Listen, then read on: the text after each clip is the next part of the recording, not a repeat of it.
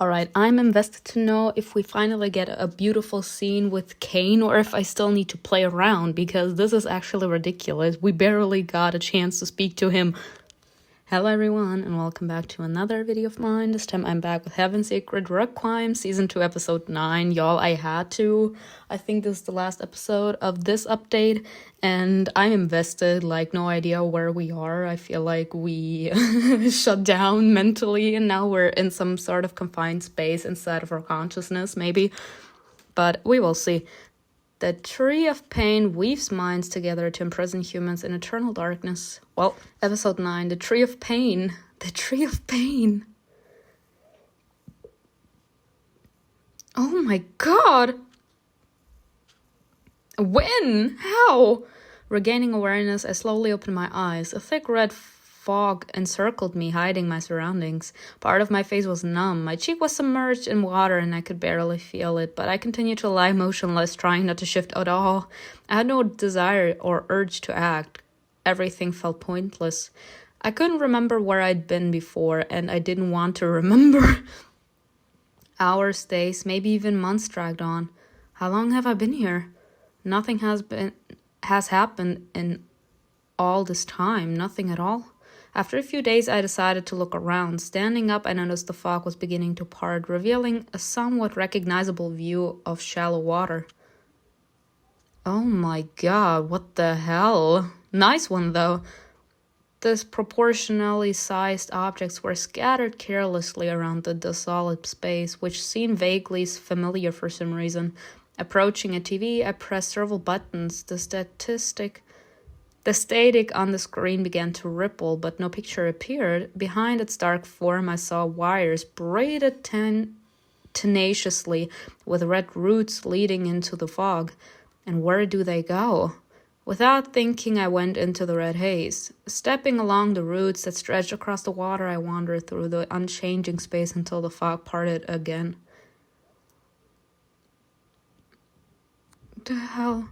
I walked past recurring objects. Some of them glimmered very far away. Some settled down near the roots, becoming part of it. The veins that grew out from the red rhizomes began to take up more and more space until it was no longer possible to go around them. As soon as I stepped on them, muffled voices came from somewhere, like echoes of memories. Perhaps they arose in my head. How did this happen? No, not the two of you. This could have happened to anyone except you. I can't stand it. They were wounded, came from the side of infection. Maybe it will be okay, but black veins were already showing on Pavel. You just need to pull the trigger. Come on, damn it. You have to. Now you, Jan. Damn. How my hand is shaking. The voice broke off and then its intonation changed. Father is dead? Should I become the new general? No, Donovan is clearly not herself. Yesterday the base was still in place. What could have happened? And what other unit? Where will I find trained people now? The fog appeared again ahead, and the voice began to fade. I entered the shroud that tightly enveloped me and then found myself in a new place. The number of new tendrils increased gradually. Slippery from the water, they slowed me down. New echoes reached me. The heck? Mom, get up. Why are you saying anything? You're so pale. I don't want to go to the store anymore. Just open your eyes. Father was right. If it weren't for my moods, Mom, if it weren't for me, she would still... The voice changed again, becoming a little more mature and calm. Aunt Donovan is as cold as Dad. What do I need this flashlight for? No matter how dark it is, it will always show you the way. All right. So Donovan, she knew Anna and Dimitri since they were kids. That explains why she talks to them so casually. I stepped into the haze again. More and more thick roots were underfoot. New objects replaced the old ones. I didn't look at them. I just walked past, waiting for the moment when the threads would lead me to something.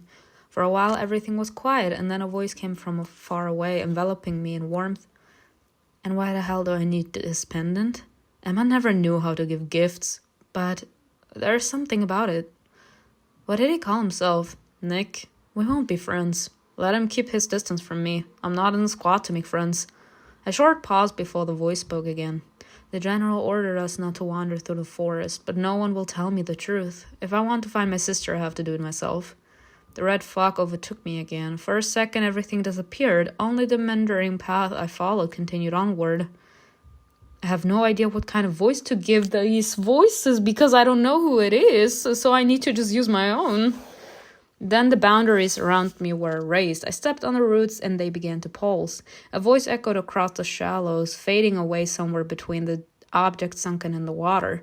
If my mother had to die for me to be born, it would have been better for me not to be born at all. Father's right. I would have disowned such a child too.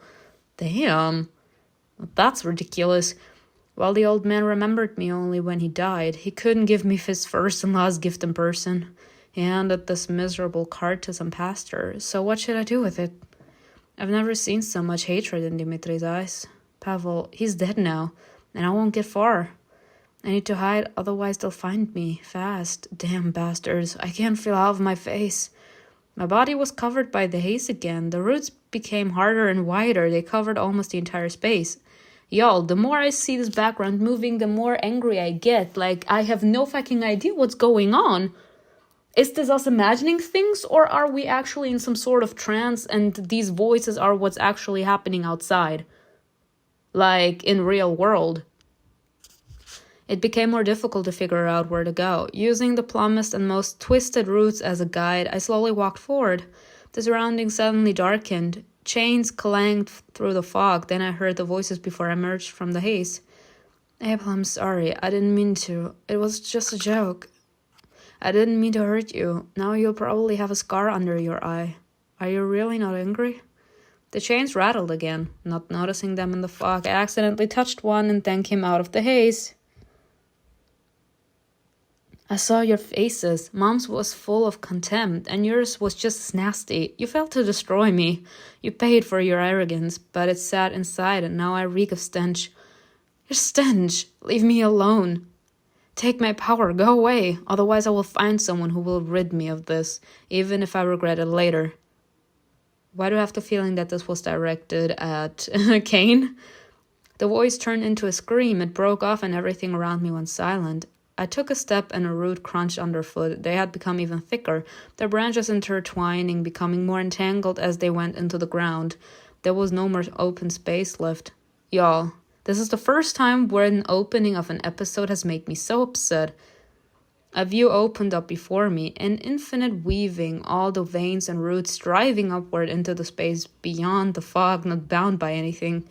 There were people lying among the tendrils and branches that rose like a growing mountain above the shallow water. Painful grimaces were etched on their faces, and roots encircled them, cutting into their limbs. What is this? Coming closer, I grabbed the roots and pushed them aside, peering into the shadowy figures. Is this the squad? Why are they here? What's happening to us? Realization gradually dawned. The haze dissipated, returning my own thoughts to me. I need to free them from here. Compared to the others, the bonds around them are fresh and thin. I think I can pull them off. After looking over the squad, I thought about who was more important to me than the others. First, I'll pull Anna out, General out, Greg out, Jan, I'll find CAIN. Not even a question. For some reason, he's not among the others. Where is he? I looked at the entanglements again. Right, and Nia and Pylon aren't here either, so the roots don't touch the immortals. Great. But where is he then? I thought I heard his voice just a moment ago. A chain clanged somewhere behind me. Is he deliberately hiding, watching from afar, or is he simply wandering in the fog like I was? I doubt immortals would succumb to this haze. Why did he decide not to show himself? I peered into the fog, trying to pick out any other silhouettes, but saw nothing. You care about CAIN's fate, your friendship, again with friendship. This is literally like stabbing me. Bowing my head, I turned back to the roots. My feet slipped on the wet roots, and my arms ached from the strain. After a long while, I managed to pull almost everyone out of the tree's power. Come on, wake up. Don't irritate me even more. We still have to go back, and it just so happens I can only rely on you. As soon as I freed the last member of the squad from their bonds, the world around me plunged into darkness, and then an abundance of sounds and sensations struck me from all sides. What is going on?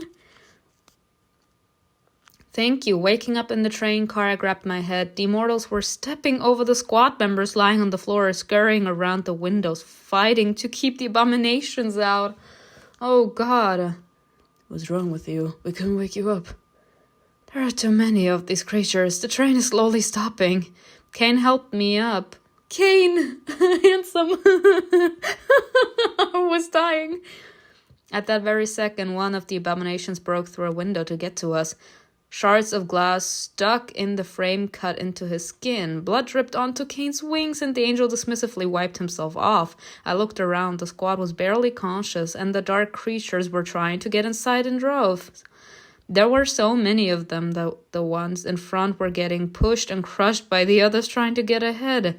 Thick black blood flowed from the windows. It covered everything. If the abominations outweigh us on one side, the train will flip over. Escaping from a swarm like this will be difficult even for us. If this is even possible, I didn't plan to die here. Pylon, amen, sis. Me too. What happened to you? You all passed out all at once, and we need help. I don't know. I think I saw someone else's thoughts. Portia, who had also come to her senses, coughed. Touching the back of her head, she saw blood on her fingers and clicked her tongue in displeasure. Ania helped Anna up and pushed one of the abominations back out the window with her foot. Pylon cut the creature's throat, adding to the growing amount of blood inside. The rest of the soldiers began to awaken, but they were still groggy and unhelpful. Noah suddenly stood up next to me. Staggering, he picked up a knife from the floor. It flashed, reflecting his maddened gaze. Muttering something unintelligible, the soldier headed toward Dimitri. If it weren't for this mission, Amir would be alive. He trusted you and now he's gone. I hate you. I hate you all. Oh my God. Twisting strangely, Noah suddenly threw himself at the general. The blade passed close to his neck and clanged on the floor. What the fuck is going on? Never thought that Noah would feel like killing the general. I looked at the immortals in panic as they continued to fight off the spawn, trying to get inside. What I think is funny, how is it possible that they were infected? I mean, yes, of course, they're immortal, so they're more powerful or more resistant to pain or something like that than humans, but Portia was barely moving, and the rest of the squad, like Dimitri, were still lost in their illusions. So every single human in this train saw those visions. If I wanted to save someone else's life, I had to act. If I asked the immortals for help, the spawn would overtake the inside of the train. The whole squad is out of their minds. I can't let them hurt each other. I need to stop the attack immediately. I mean, we have to, but 3 immortals can stop this. Keep myself safe? No, bring the others back to their senses. If we're all together, then maybe. Come on, snap out of it. I slapped the soldiers' cheeks, trying to shock them back to reality as quickly as possible. They finally began to open their eyes. At first, they looked aimlessly around the car, and then their vision began to focus. Like, wake the fuck up. This is no time to sleep. Seeing what was happening, Portia overcame her pain and stood up, knocking the knife out of the man's hands at the last moment. Then the train rocked. We heard the wild, dying squeals of abominations from the front cars. What's going on? Me. The train started to accelerate again, so something's forcing the abominations to let go. It seems we're entering a tunnel. And hurry up and push out the ones stuck in the windows. The immortals scattered. The train rocked again harder. Portia flew back to the window where one of the abominations was stuck. Unable to stay on my feet, I fell into the handrails and hit the back of my head painfully. My vision started to blur. Nice one. Bye. Sorry. Again. Y'all, we will never find our way back to reality. A strange monotonous noise broke the silence of the corridor and weighed on my consciousness. The darkness flowing from the ceiling slowly distorted the space. This place again, only now it's even crazier. You have killed a part of yourself again. Your soul is becoming darker and more callous. What did I do? I said wake up. Suddenly there was a knock on the door from the inside, violent and somehow unnatural. The sound made me want to run, but the corridor suddenly began to fold like an accordion, pushing me closer and closer to the cause of this genuine horror. No, I don't want to get closer. I want to leave. I closed my eyes and fell into the void. When I opened again, When I opened them, I found myself again in the rushing train. I killed a part of myself. Oh my fucking god. Am I back in reality? Right, we managed to board the train, but it was surrounded by abominations. Look at this. Look at the ground. I quickly remembered everything that had happened and cast my eyes around the carriage. There were no more creatures. We were going through an underground tunnel. The rest of the squad had regained consciousness and were standing over Portia, who was making strange wheezing gasps. I stood up and went to the others. What's wrong with Portia?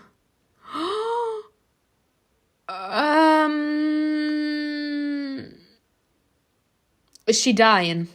She got infected. She fell under one of the windows.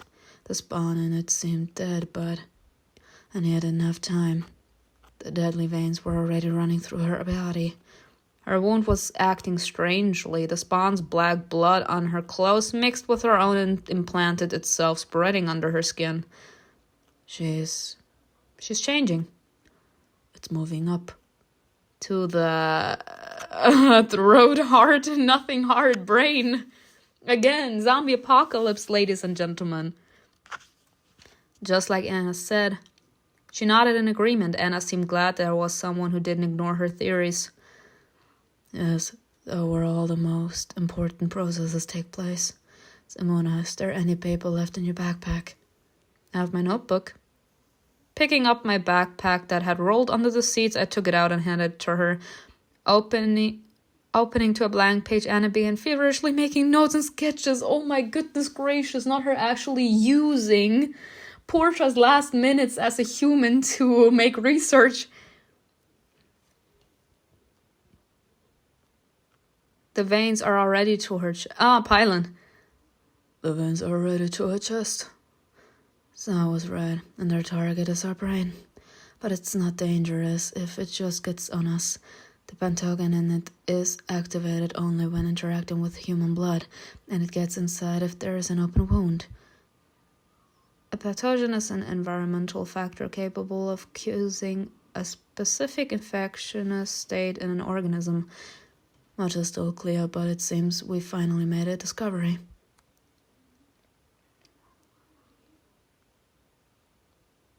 Oh my god. Oh, I feel so bad for her. It's the fact, I'm sorry, again, I knew this was gonna happen. I knew she would change, but it's the fact that she was so cold-hearted that she said, give me a paper. I'm gonna write down what's happening. Jan. She spoke with the last of her strength. Seeing she was still conscious, Anna leaned toward her, holding her head. Me? He sat down next to her, not understanding what she could have to say to him. You immediately reminded me of him. In fact, I decided to trust you only because of that. As if I felt it. I once saw a card like yours on my husband. Judging by the name, yours belonged to his close friend. And the memories. I know that you were abandoned, that you feel disconnected from your father's life, but the order meant a lot to someone close to me, and I know that many people gave their lives for its existence. Don't let it fade away. Now yours is the new and final member. Her life began to fade away. Her vision dimmed and her eyelids dropped. Staring into space, she continued to whisper, barely moving her lips. He made a terrible father. I can't even believe someone fell for such an asshole. She must have been a saint. Oh my goodness gracious. This is fucked up on so many levels. As soon as Portia fully transformed, she rushed at Anna. The general, who had been watching her closely the whole time, stopped the infected with a shot to the forehead. Portia's still warm body went limp in Anna's arms. Everyone turned around. Only Jan continued staring at the woman, not looking away. It was the first time I saw him furious. Yeah, family. It seemed like the last-minute responsibility, and what was said about his father weren't what he wanted to hear.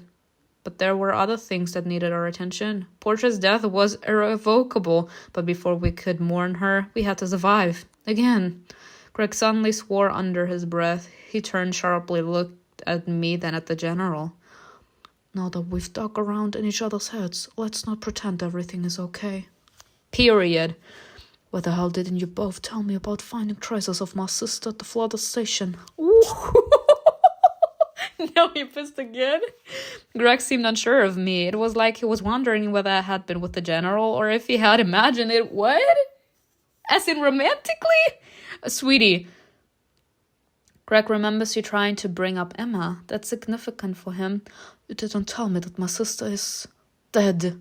Oof. His voice broke into a scream. Greg clenched his fist, trying to contain himself. Did you ever even mention her once? Or have you only been honest to yourself?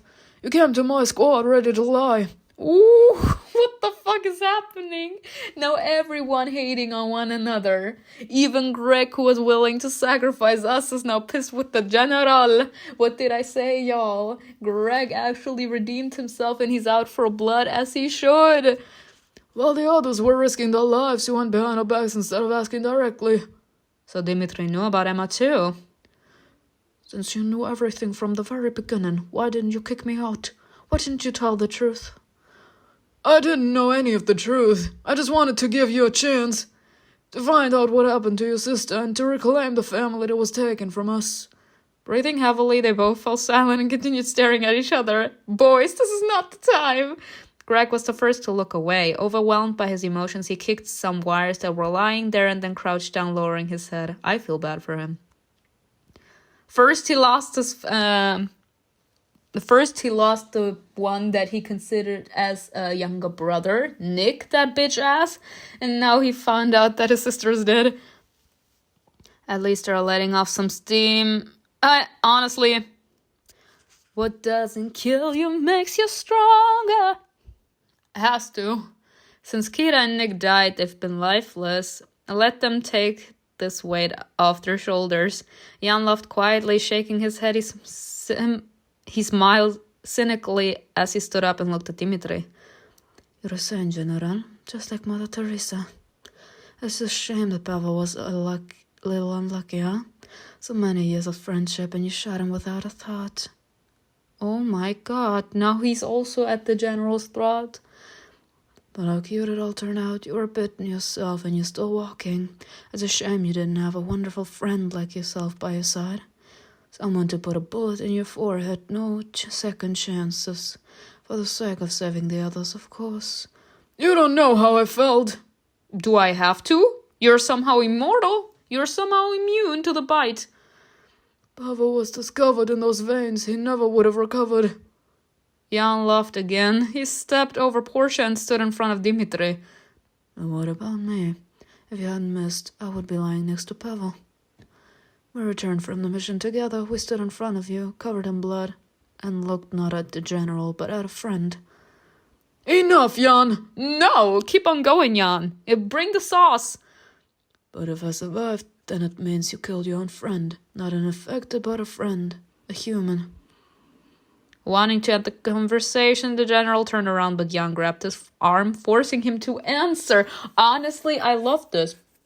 Because in this squad, apparently there are so many mysteries, so many secrets, and no one actually is willing to be honest about what happened or about how they truly feel. And Jan said, no, I've had enough. Like, the only person that actually was close to my family now has been murdered and you killed her in cold blood. Now he's projecting what happened back in the day, maybe with his parents, onto the general. Dimitri threw off Jan's grip, but he tugged at him again, but this time pulling the general by his collar. The dog tags hanging around his neck clinked, the chain broke from the tension, and the tags fell to the floor. Oh my god. If he loses that, he's gonna kill everyone. I remember, I think it was episode 3, where I picked a romantic option without actually realizing it, and we saw that this necklace means a lot to him. Picking them up, Jan read the engraved name and was stunned. Yes. This is Pavel's tag. Dimitri snatched the chain from his former friend's hands. Until I found out whose side you're on, don't you dare talk about him anymore, Hunter. The doors that connected the train cars clanged. The immortals who had been watching all that was happening from the sidelines became alert. The doctor entered the car, accompanied by a man we already knew. You're alive? Oh, Mo. CAIN. The honesty. Almost. The angel nodded toward Portia's body, which Anna had carefully placed on the seats. Those are victims. The abominations pulled 2 people right out the windows. An oppressive silence fell. We'll be there soon. The survivors built a shelter at one of the metro stations, so we'll stop there. The general nodded. The squad dispersed to where there were still seats left. After all they had seen in the dream space, everyone wanted to be alone for a while. Watching Anna, I saw her take out a syringe and draw blood from Portia. The dark, vicious liquid slowly filled the empty cylinder. Where did you get that? I came across it when we were leaving the warehouse at the research center. I wanted it to take samples for analysis. Nodding, I closed my eyes and listened to the monotonous rocking of the train. I had no strength left for thinking. Well, the underground station turned out to be densely populated with people of all backgrounds, nationalities, and classes gathering together. Well, do you have somewhere to go? We're returning to the area with the flooded skyscrapers. We'll put everything in order and then head right away. Are there still people there? Not many. If they're still alive when you return, tell them there's a place for them here. There are plenty of stations, though not all of them are habitable. A woman ran up to the man and happily jumped on him, arms around his neck. Realizing that the two needed some privacy, the squad settled down on a small bench by a wall. Once the greeting was over, we were shown to a place where we could clean off the abomination's blood from our clothes. Greg and I, who were covered in more dark stains than the others, were offered a place to change. Adventure. Okay. Let's go with this. Even though it looks weird.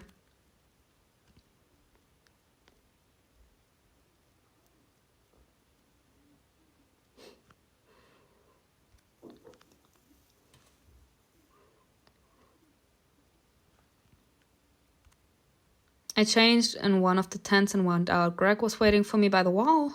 What? You can choose a new outfit for Greg again? By all means.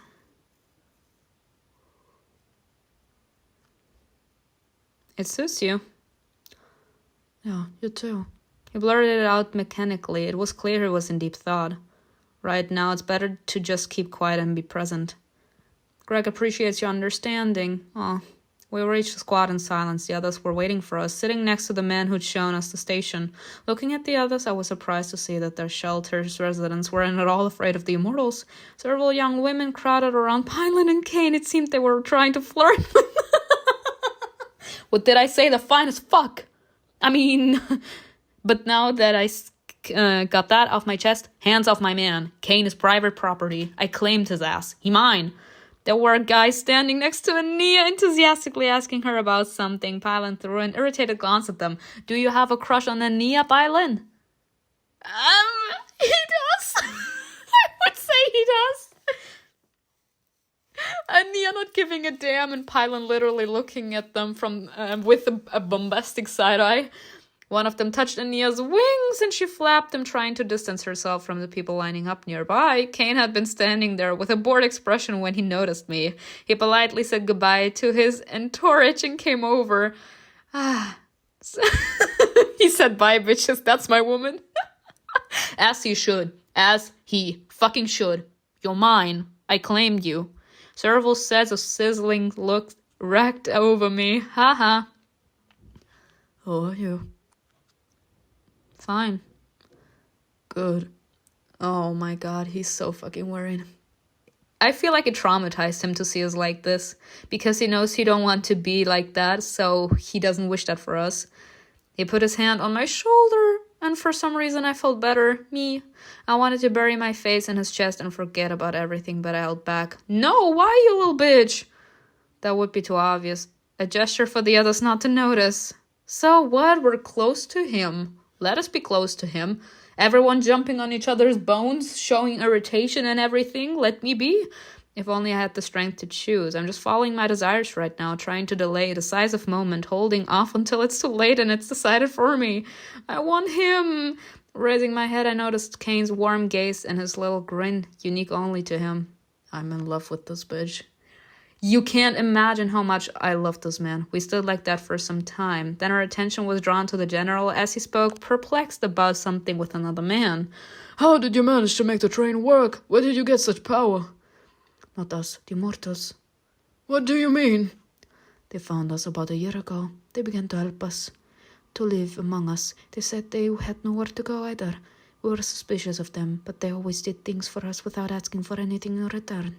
They fixed the train, protected the entrances and the metro from the infected, and helped build up the station. One of them was a good engineer. God knows how, but he was able to start one of the trains. Then he did it a couple more times. It helped us deliver food, furniture, some other things, and of course, pick up other people. So there were immortals on Earth who tried to help humans? But where did they go? As if hearing my question, Dimitri asked, And where are they now? They were torn apart by the abominations a couple of months ago. Wow. So if it weren't for you, we wouldn't have been able to return. Without that immortal skills, the train won't work. Coal is pretty much useless.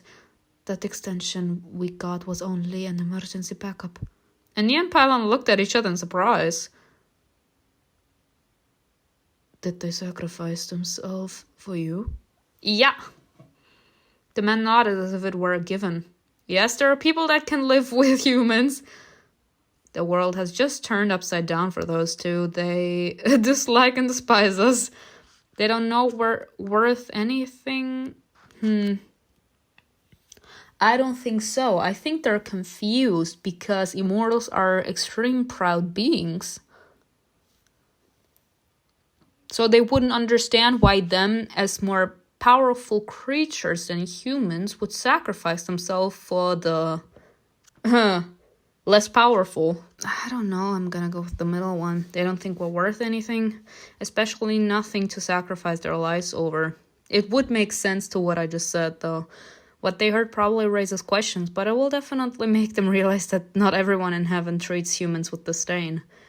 Setting aside their quarrel for the moment, the general and Greg talked with the men a little while longer and learned the fastest way to get back to where we had left the boat. The residents gave us a hand-drawn map and took us to a door leading up to the surface. Some children who'd followed grabbed the wings of the immortals, not wanting to let them go. I saw Nia hesitate. She didn't know whether to pull her wings away, throwing off the annoying little ones, or to pat them on the head and assure them that they would be all right with us. But what does that show? That the time on Earth is slowly changing them. They are slowly becoming more human. Lost in thought, she extended her hand to one of the girls. At the same moment, the general commanded, Let's go. Startled, the children let go of her wings and ran away, hiding behind their mothers who stood nearby. The heavy door in front of us opened and the squad walked to the surface. Well, my God.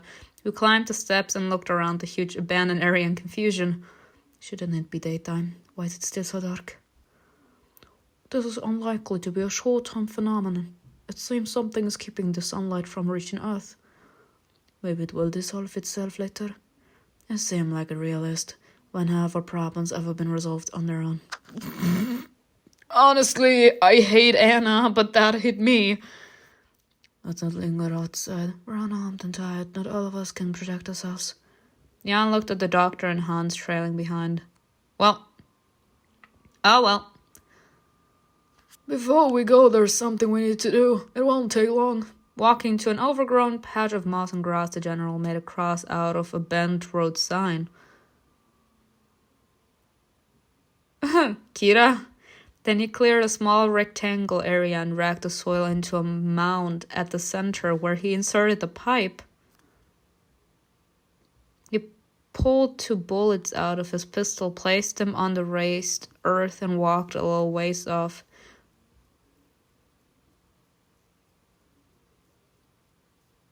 What is happening? Yo, this man. I'm telling you. The author is really trying to make me forgive what bitch ass this man pulled us through. And I can't help but actually slowly, not forgive him, but to cut him slack. First off, because I told you, the people around me, they never apologize. But what they did was inhumane, and I will never be capable to forgive them for that. Nah, it will always be at the back of my mind.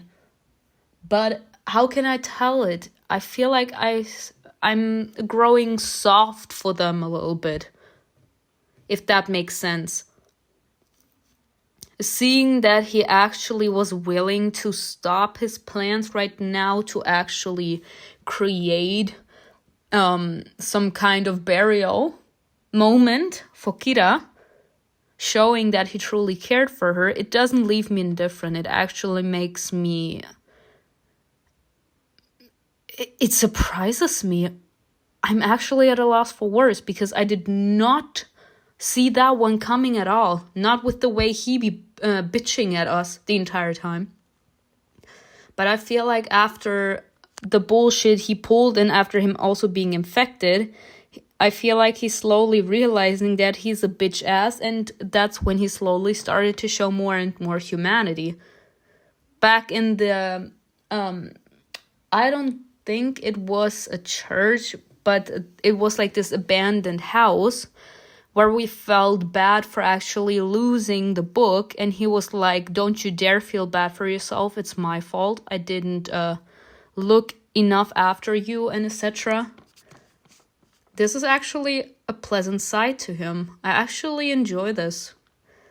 Kira was an excellent fighter. She liked to argue, but she knew how to pull herself together at crucial moments. I owe her my life. And he has respect for her too? He looked at the cross and fell silent. Dimitri seemed to want to say something else, but he turned and walked away slowly. Could it be possible that he had some kind of feelings for her? I'll keep watch. You have 15 minutes. Wow. Anna had started crying when she saw the cross. She came closer and fell to her knees. Clutching the ground, she sobbed, trying to hold back the scream that clearly wanted to burst out. She forced herself to calm down. Punching her knees several times, she wiped away her tears and walked away. Standing aside, I watched indifferently as the doctor and Hans approached the cross. They barely knew her, but what do I care? You're distancing yourself from the squad. Oh, well, happened. Yeah, because apparently I lost part of myself. Surprising everyone, especially Pylan, she also placed her hand on the cross and briefly closed her eyes. What's wrong with her? Embarrassed by the intense stares, Ania lowered her head and went to the end of the line. What did I say? What did I say? They are slowly opening up. Ania has changed. She has. She's slowly starting to open up to humanity. The squad walked onward, and soon Kira's grave disappeared from sight. Thanks to the map sketch, we were able to quickly reach the already familiar highway. Our return seemed shorter to me. The boat we'd left was rocking upon the waves near some concrete slabs of a destroyed building.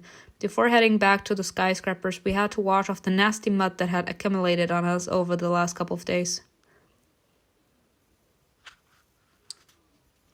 The squad reached the skyscrapers in silence. Hungry and exhausted, we sailed forward following Pylan and CAIN's directions.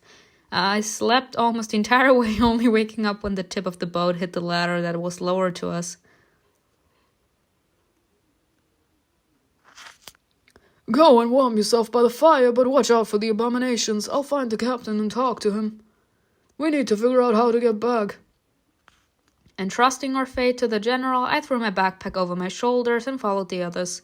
Only one person was sitting by the fire. Judging by their expression, this unpleasant acquaintance wasn't happy to see us either. Not him. Anyone but him. The man wanted to leave, but Greg gripped his shoulder, forcing the soldier to stay with them.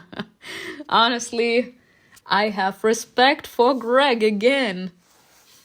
I took a seat by the fire and stretched my hands out to the blazing flames. Anna and Lester sat next to me. So did you find what you were looking for? Yeah. Then why are you so sour? We need to celebrate. Lester gave a meaningful look and the soldier went quiet. He's not so sharp without his friends. Were you able to establish contact? I guess so. We're thinking about how to get out of this dump. Did you find any options? The cult is abandoned a fishing boat here. We tracked it down when a couple of them decided to come back. We're running away from you. Were they running from you? Yeah, where are they now? They jumped into the water, so the hell knows. Anyway, there's a boat, but there's almost no fuel left. It's small, but it eats a lot, and we'll barely fit on it with you all.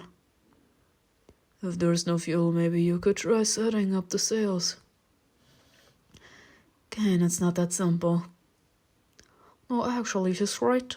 Though we need to check with the captain to see if it's possible. What are you talking about? I used to travel a lot, and once a team got stuck on a yacht in the middle of the sea. The engine failed and there was no way to swim to the shore. The area was remote and so there was no one to ask for help. Then one of us suggested getting a power kite. A power kite is a large controllable traction kite used for movement. It can serve as a sail. We tied it to the deck, launched it into the sky, and we actually made it back to land. It took some effort though. The wind wasn't easy to catch and we were often blown back when it changed direction. I think that should work. Greg's experience has saved us more than once. We sat by the fire all night. While talking, we didn't immediately notice that the morning had arrived. It was so hard to tell. The sky barely changed its color. The general finally returned. It turned out the captain's thoughts aligned with Greg's idea, and he had barely begun preparing the ship for departure the day before. The plan was far from ideal. The bottom of the boat was rusty and there wasn't enough fuel. It was impossible to rely entirely on the kite. The wind could die down, and we would be left drifting for days, weeks, or even months. However, he had no other option, and taking risks had become a habit. After several grueling days of preparation, the fishing vessel set out to sea. Wrapping myself in a thin blanket, I tried to sleep. We had been on the water for 2 days, and it seemed for the first time in a long time we'd gotten very lucky. An icy wind blew endlessly in the direction we needed. That helped save on fuel, but it was making even the inside of the cabins cold. If only there was a radiator here, God! Holding the Book of the Apocalypse tightly, I curled up and covered my head. I was awakened by a knock on the cabin door. Standing up, I sighed with displeasure. I hid the book under my jacket and went out into the cold. What? Nice outfit! Where are you asleep? I didn't mean to wake you. It's okay. What's wrong? The squad is getting ready to eat. Will you join or do you want to sleep? I need some energy to keep warm in this cold. I'll come with. I quickly made my bed and followed the general out. Again, he keeps on surprising me. He knocked on our door asking if, first off, he apologized if he should have wakened us up. And second, he invited us if we want to eat. But he was also willing to leave us our privacy if we wanted to sleep. What has gotten into the general? The general led me to where the others had already gathered. They were sitting around a small round grill with smoldering coals fiddling with a large fish. Where is my man? Wow, that's huge. Where did you get that? Hans caught it. No idea how he did it.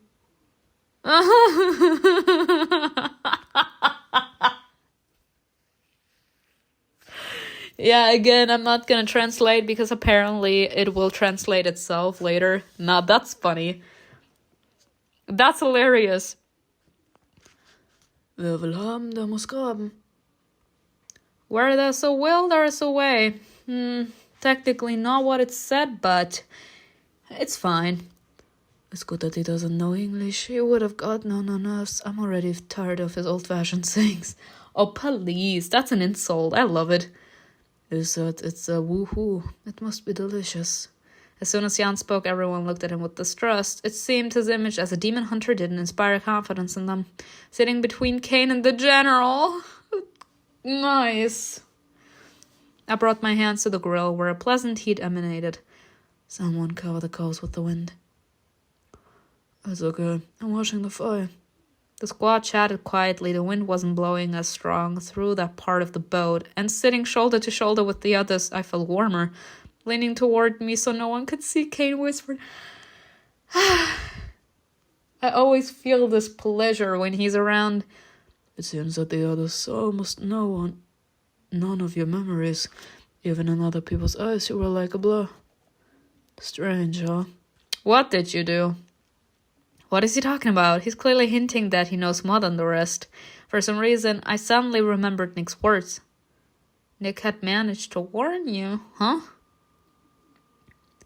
When he was trying to escape, Nick put his hand up and began slowly backing away as if he was afraid I would attack him. A lot is happening right under your nose and you don't see it. You don't even have to dig deep. It's all on the surface. You suspect it, but you don't draw conclusions. Oh, I draw conclusions all the time, but apparently the story's not helping. He wanted to warn me, but he didn't mention any names. What's the point? What if the one he wanted to tell me about was nearby, for example, watching us from behind the gate?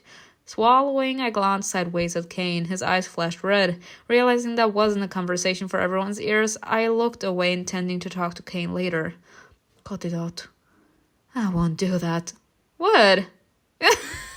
The eyes. Give it here. Taking the fish carcass from a knee and standing over a bucket, the demon diligently did everything Noah instructed. Finally, the fish was cut into several hefty steaks. Wow. It looks good. Should I fry it? Lester suddenly raised his hands, calling for the general to stop. A lot has happened in the last few days. We're all tired. So got us something before we set off. Oh, come on. Can we drop the primer? Lester put his hand on Noah's shoulder in a friendly manner and hugged him. Noah, why you're always such a pain in the ass? If you were a little nice, I might even like you. The powers that protected me from such happiness now take your hands off me. Damn! Lester looked around, opening his jacket, and pulled out a bottle of wine. I don't think Portia would mind. We didn't drink everything that we rescued from her underwear reserves. Everyone took a sip to warm up, and then Lester poured the rest over the steaks. Bye! The general placed a heavy rag over the coals and watched the meat roasting. CAIN kept an eye on the coals, occasionally talking to Dimitri about something. Look at me! I'm here! Yeah, with wine from an expensive collection, we used it to dry fish. Sorry, did you manage to place sommelier? If you know how many people were willing to sell their souls for that bottle, you would appreciate this moment more. Do you know anything about wine? Lester thought for a moment and then went quiet, uncharacteristically quiet. He nodded and answered briefly. That's a strange reaction. Must be something from his past. I think it's ready. We can eat.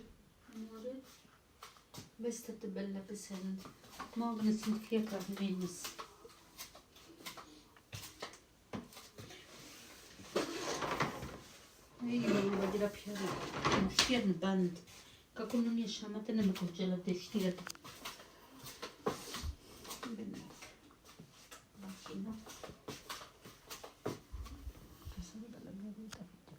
Мяу, мяу.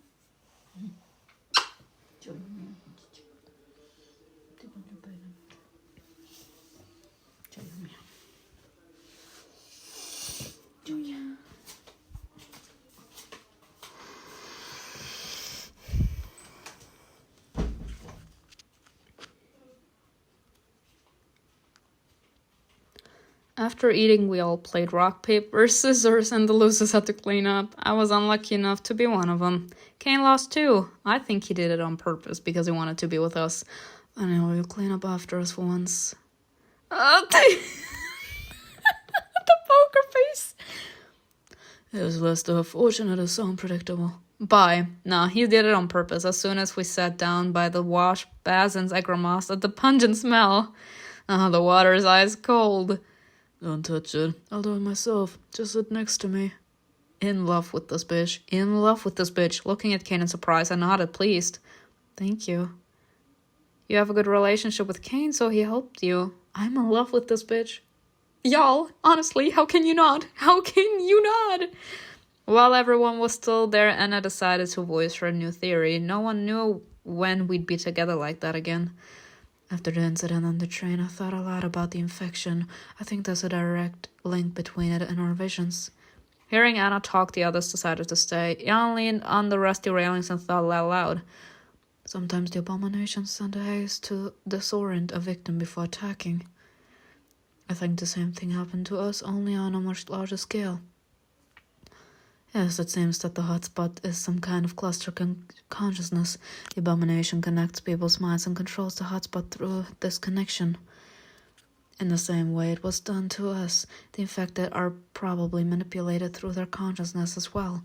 There's one vision for them all, and all their consciousness merge into one. This explains why the infected in the hotspot act in a coordinated manner, and also why they obey the abomination. But the girl we met at the oldest estate didn't go into the hotspot. And I thought it over. The abomination showed us each other's fears, what we wanted to hide. A child is unlikely to have regrets or sins, so children can be subdued, but it's more difficult to manipulate them. Adults are a different story. We all have something to regret, and the abominations use it, imprisoning us in our own suffering. The woven roots we all found ourselves stuck in resembled a kind of tree of pain. But while consciousness is an intelligible thing, the infection can be explained. It turns out that the black blood of a spawn gets into the body and strives for a certain point. Then, having captured it, it penetrates the consciousness. So you want to say that somewhere in our body there is an actual soul? That isn't the term I'd like to use, but if I'm speaking very figuratively, then yes, something like that. Well, we need to find this place. In other words, do what armies of scientists with the most sophisticated laboratories couldn't do, right? Yes, but I already have an idea how to do it. Anna's eyes flashed. For a second she showed that cold blue gleam that the general who was known for. It was a firm, unwavering intention that made those around her believe she would find the right path. When clean up was done, I began looking for CAIN. He was slowly walking towards the front of the ship. The wind tousled his hair, and his majestic figure seemed weightless, as if in a moment he would dissolve like a mirage that never even existed. Please. Looking around the scattered crew, I followed CAIN. After a while he stopped. He went to the railings and leaned overboard, gazing into the darkness. Do you want to talk? He says with that sexy-ass grin and those red eyes. You all know how I feel about the red eyes. Aren't you the one who wants to tell me something? Is he really trying to charm me just so I'm afraid to ask too much? CAIN smiled. You're not collapsing from exhaustion anymore, are you? What do you mean? When you overexert yourself after using your power, or even just from trying. CAIN's voice sounded measured and detached. I began feverishly connecting the dots that I had previously wanted to turn a blind eye to. He arrived almost immediately after Nick left the book, too fast to be a coincidence. Besides, when the cold couldn't do anything with it, they just returned it. That doesn't make any sense at all, unless CAIN was looking for something in it that we weren't supposed to know about, or maybe he wanted to provoke us? And was that immoral he had to battle really that strong? It was a long fight, but it only took a couple of seconds to win.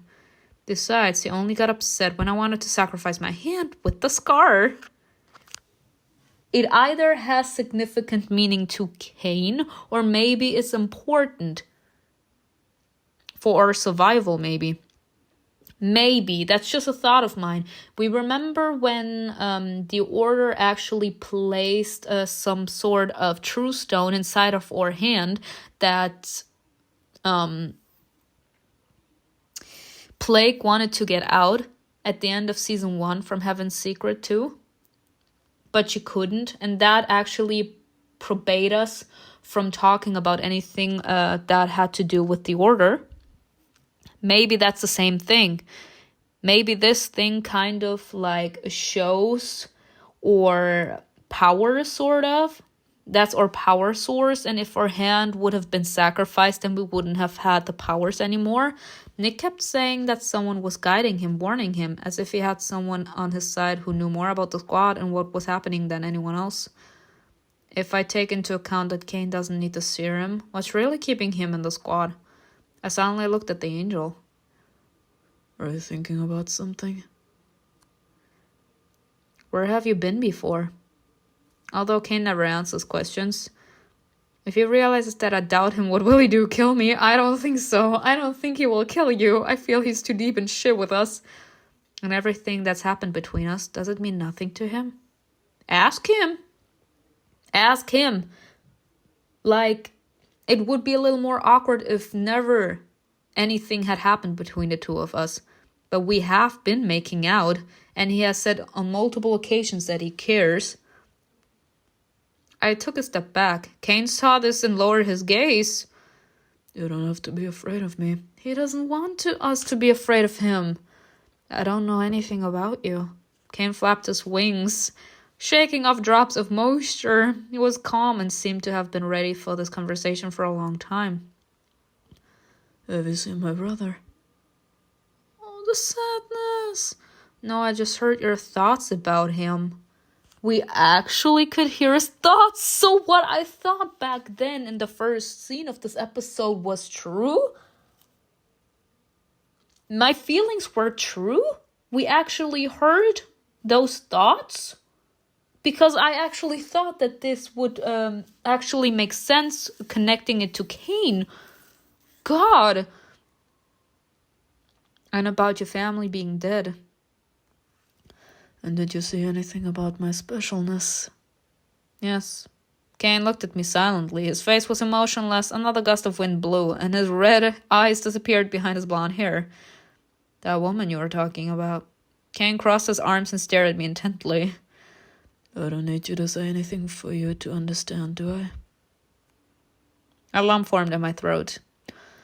To awaken your rage, to speed up the process for you to master your powers. Taking the brook from you was the right decision after all. What did you just say to me? Are we the woman? Now that you've grown stronger, you have a chance. I changed the course of events. So was you, all this time. No matter whose side I'm on, now that it's out of necessity. I'm not freed while I'm bound by the contract. While it restrains me, I cannot guarantee your safety. I can't even choose someone.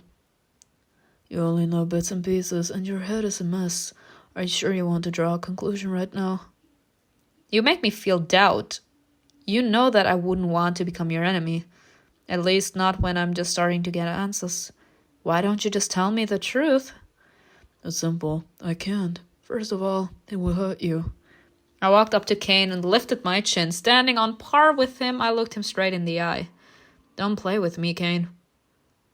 Uh-huh. Smacked the shit out of him. A high wave hit the ship's side. You're cold. It's better not to stand outside. I nodded and rubbed the scar. CAIN did leave me one clue, though, whether intentional or not, but I need to check. I turned around and hurried to the cabin. Anna was already asleep on the top bunk. Trying not to wake her, I looked for a syringe. Wrapped in a thin blanket, Anna turned on her side. My eyes fell to the black pocket of her jeans, from which stuck out a transparent package. Slowly, I pulled it out, making sure Anna hadn't woken up. I sat down on my bed. Taking a light stick out of my backpack and activating it, I placed it on my pillow and held my scar up to the greenish light. It always seemed strange to me, dark, not like a normal scar. It felt like there was something underneath it. Taking out the syringe, I removed the cap. Awkwardly squeezing the cylinder, I pulled it back, then exhaled and carefully inserted the needle into the scar. What if I'm doing it wrong? Maybe I need to twist the needle? Grinding my teeth from the discomfort, I twisted the needle inside and then pulled it out. A small black droplet appeared on the scar. That's it. Using the syringe, I sucked up the leaking liquid. Was it really abomination blood inside my scar all this time? Then what does it mean? I looked at the bed above me and I was quietly snoring. And should I tell anyone about this? I think it's best to keep it a secret for now and wait for Anna to examine Portia's blood. After thinking about it, I hid the syringe in my backpack. I should sleep, but my head is buzzing after CAIN's words. Taking the light stick, I picked up the book. If I couldn't rest, I should at least spend my time doing something useful. Suddenly I heard snoring from behind the neighboring wall. Vesta. I wasn't successful in trying to adjust to the extra noise. My thoughts were scattered and I couldn't concentrate. There were older, empty cabins not far from us. The squad is located on the side, so I shouldn't run into any crew members. I'll try to work on the book there.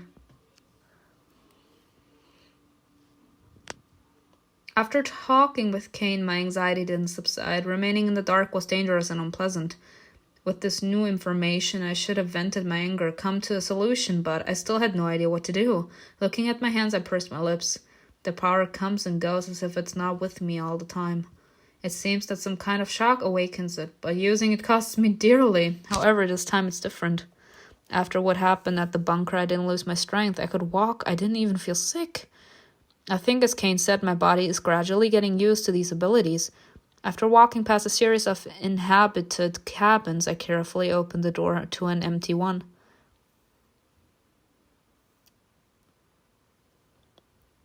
Jan was sitting inside. He'd put his feet up on a desk and was studying some notes attentively. Simona, why aren't you sleeping? I wanted to work on the translation. What are you doing here? Anna gave me the task of reading the contents of the Siberia bag. Did you see it? I nodded. If you need a quiet place, come in. There's a desk and a lamp. Don't stand in the cold. The lights in the other cabins probably don't work, and my light stick won't do much good. Closing the door behind me, I looked around, wondering where I could sit. Picking up a chair, Jan pulled it toward himself. Yeah. Taking his feet off the desk, he brushed off the dust and moved some papers. I laid on the book and sat at a desk, poring over the extracted pages again. Jan sat next to me, watching with interest as I flipped them over in my hands, trying to figure out what order they should go in. Looking at the symbols, right? You can mess around like that for a long time. Try putting the pages back in the book. Here, look. Taking them from me, he placed the two sheets on top of each other. A small dot on one of them lay on a bold monogram on the other. The ink hadn't yet dried and was imprinted on the pages that was in front. With details like that, I think you'll figure out how to put them back faster. Why didn't I think of this myself? Too much has happened. Maybe I'm just tired. No, I can't cut myself any slack. Thanking him, I peered at the pages and soon forgot that Jan was sitting next to me. I worked that way for several days. The general didn't intrude, allowing me to devote myself entirely to deciphering. With the missing pages, some sections finally began to make sense. After finishing with another symbol, I leaned back in my chair and read the supposed translation of the line. Message 1. The ultimate weapon of humanity. A spear that can cut through the darkness. Can be used by the chosen one. And who's that chosen one? Us? Well, I cannot. I'm actually disappointed. I was hoping that we could get Crow a little bit closer to CAIN, but apparently not. The story is gonna make me eat my head. Literally. I'm gonna eat my hair. But oh well. We're gonna see what next episode will be like. I hope you enjoyed this video with me. Tell me in the comments below what you think was best, and I will see you in another video. Bye.